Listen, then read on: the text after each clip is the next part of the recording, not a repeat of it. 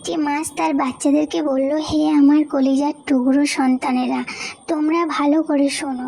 তোমরা আমার হুকুম ছাড়া কোনো খাবার খাবে না, কারণ কিছু খাবারের মধ্যে বড়শি আছে, আর ভুল করেও যদি সেই বড়শিযুক্ত খাবার খেয়ে ফেলো তাহলে কিন্তু মনুষ্য জাতি বড়শির ছিপ ধরে এক টানে তোমাদেরকে পানির মধ্যে থেকে ডাঙায় তুলে ফেলবে।